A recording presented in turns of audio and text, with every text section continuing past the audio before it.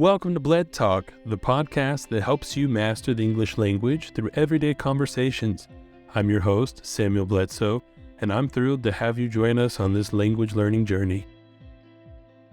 Whether you're a beginner, intermediate, or advanced learner, BledTalk is here to provide you with engaging and immersive content that will enhance your English skills in no time.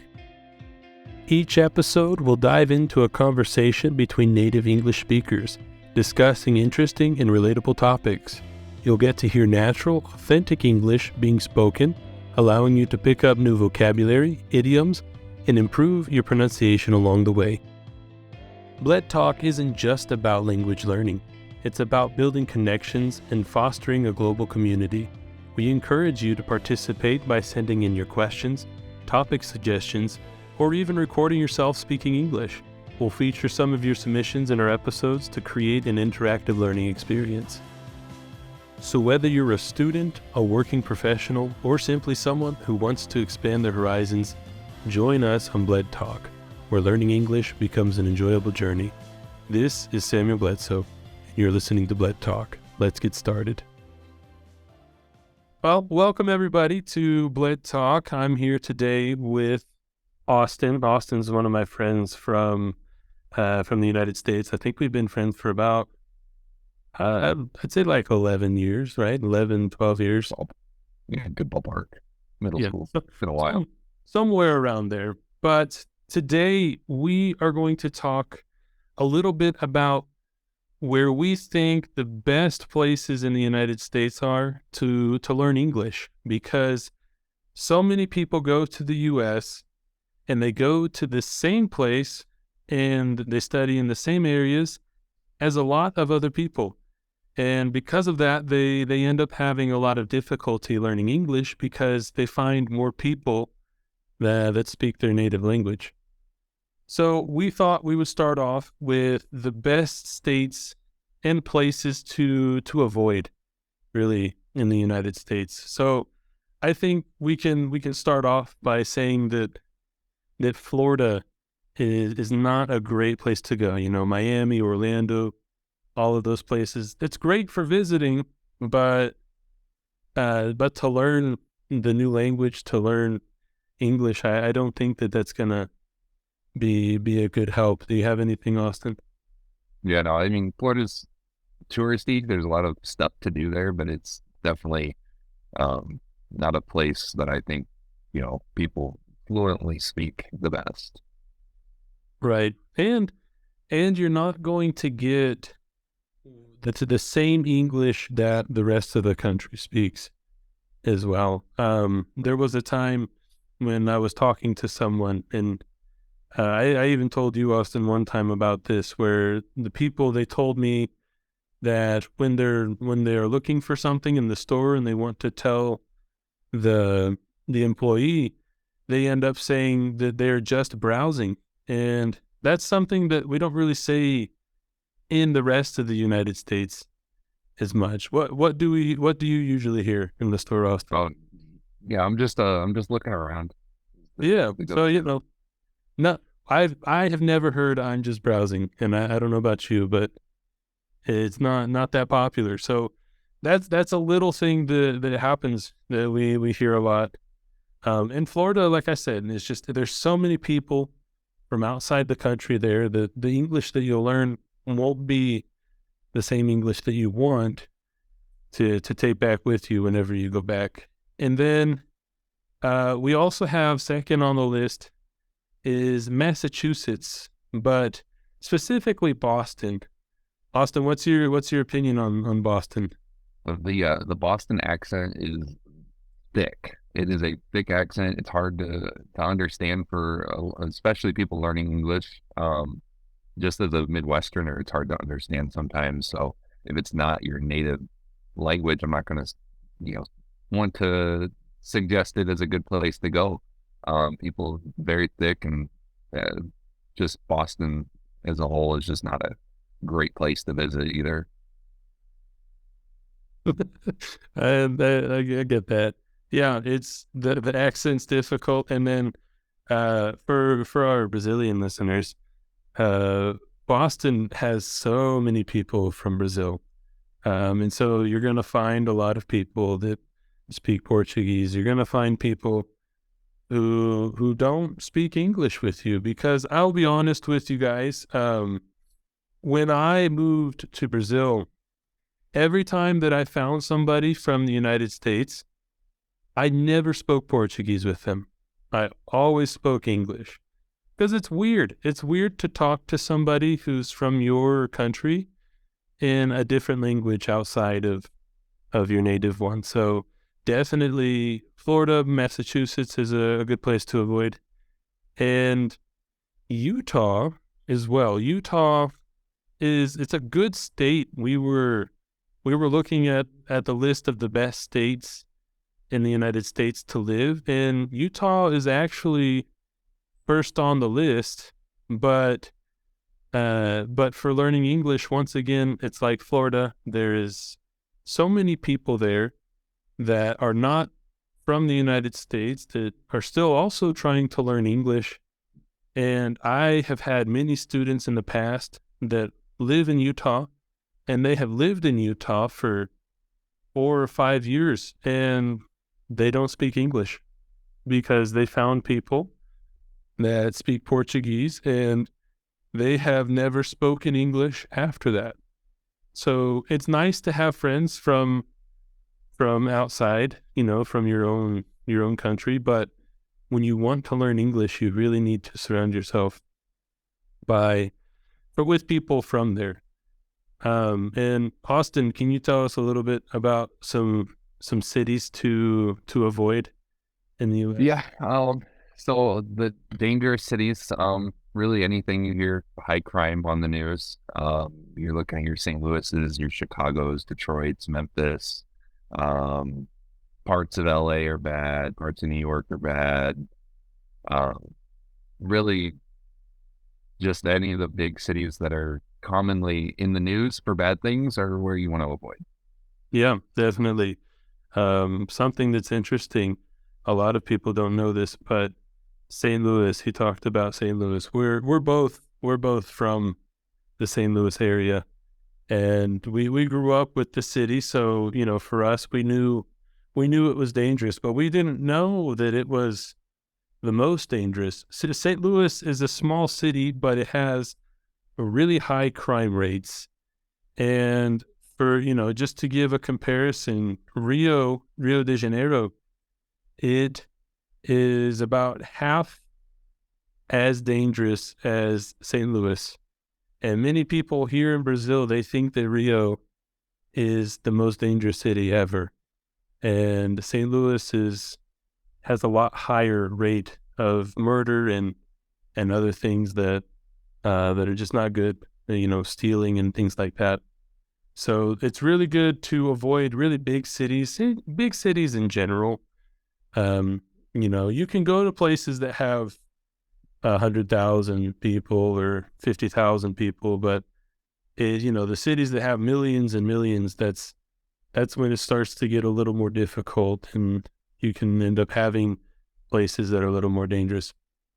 And then, Austin, what accents do you think are the most difficult? Like what regions in the United States do you think are the most difficult to understand? I'm gonna have to go back to Boston again. Just an anti-Boston person, I guess. But the Boston accent, the Northeastern accent, it's thicker. It's just harder to understand. They talk fast. You know, it's a busy area of the country, so the people, their lives reflect that busyness. Their language speaks that busyness. So people in the Northeast, they're again just thicker accents. They talk fast. It's just not that smooth English speaking that I think somebody looking to speak English would want to replicate. Right. Well, and I think it's important that you brought up patience. They are not patient in the Northeast usually, and obviously, we talk about these things. Yes, there are patient people in the Northeast. There are people that you can understand, but in general, most of the places it's difficult to understand. Their accent is thick, and they don't have patience to talk to somebody who doesn't speak English. I would also say that the South is difficult. I love the hospitality in the South. I think that in the South, the food is great, the people are very nice, and they are patient. But unfortunately, their accent is very difficult to understand. Instead of saying, "How are you all doing?" they say, "How y'all doing?" And that can be difficult for somebody who doesn't have a firm base in English, or somebody who doesn't really know much at all. So the South can be a really big issue. And but I do think, we can tell you guys that in our opinions, the best place for you to live, to learn English would have to be the Midwest. Um, the Midwest is a really good place with a good accent. Most of the places in the Midwest, excluding St. Louis, are pretty safe, and you can find small towns, and there's not a lot of people that travel to the Midwest from outside. Are there people from different countries? Sure, absolutely. But there's not a lot of people that go there because there's not a lot to do in the Midwest.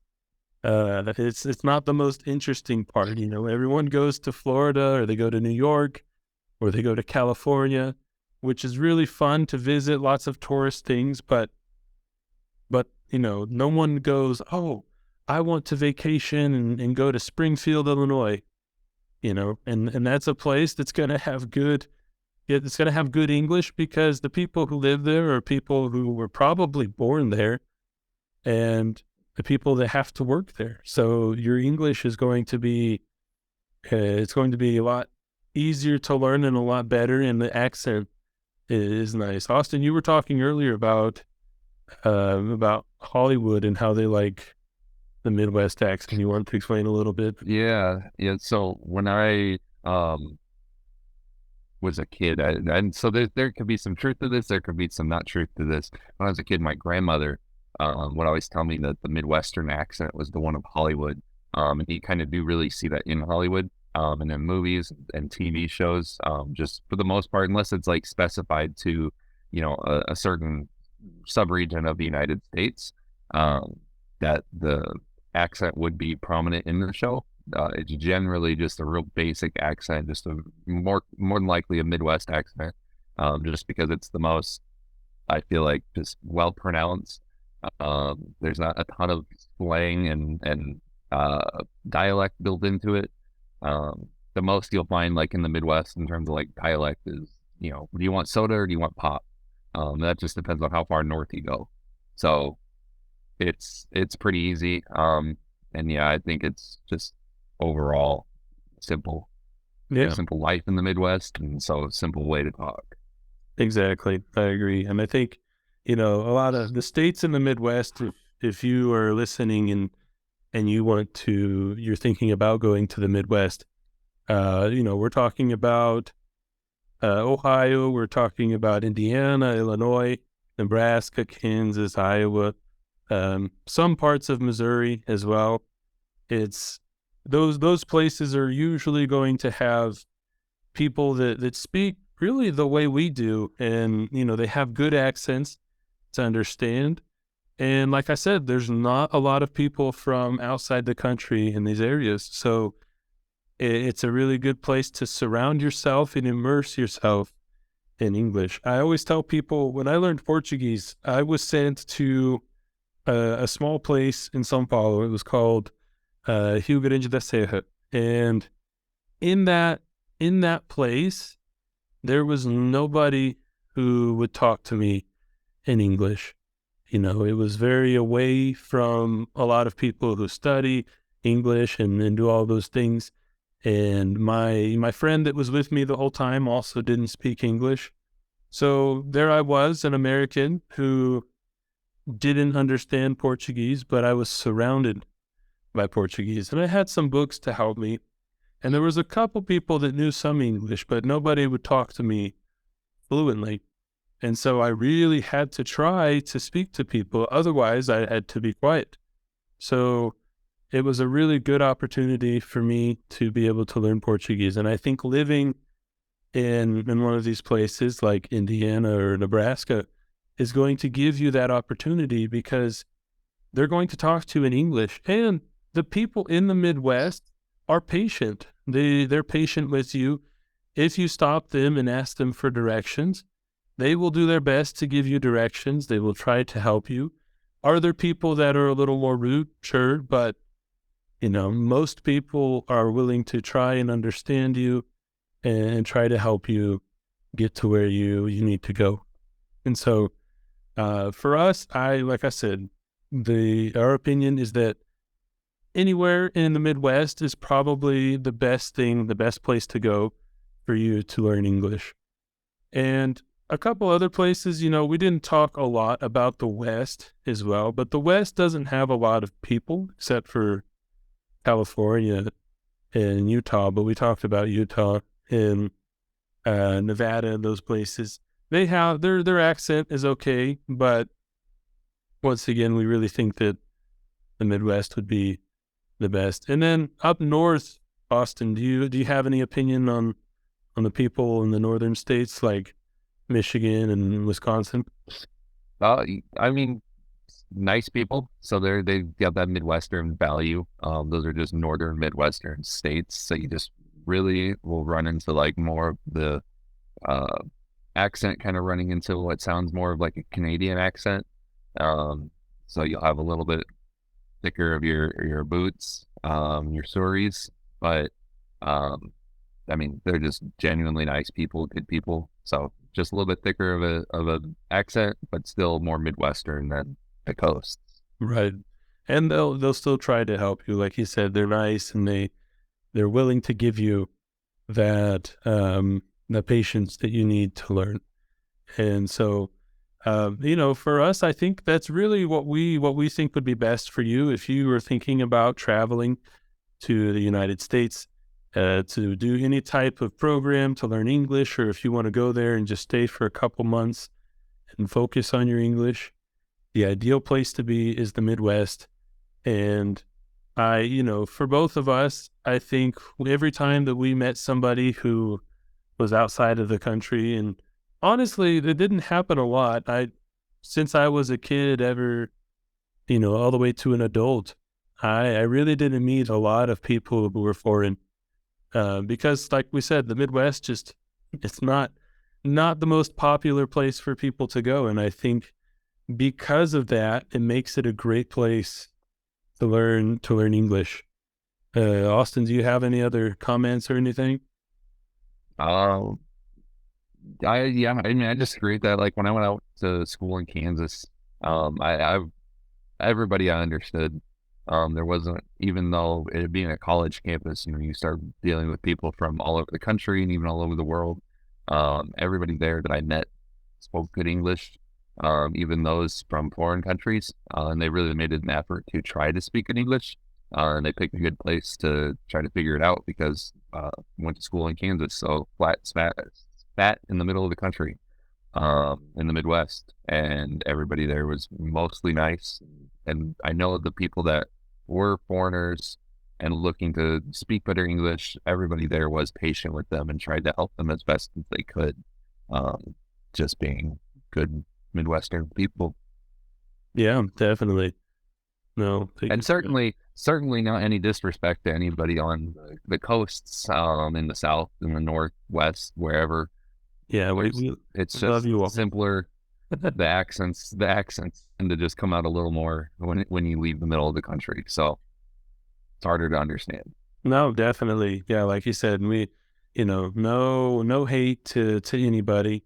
I love New York. I think it's very fun to go there and visit. I love Boston. Boston was fun. We've been all through those northern states, and I love the South as well. My family's from the South, and the West is beautiful. Lots of beautiful things to do out there. But for learning English, definitely, I think the Midwest is the best area.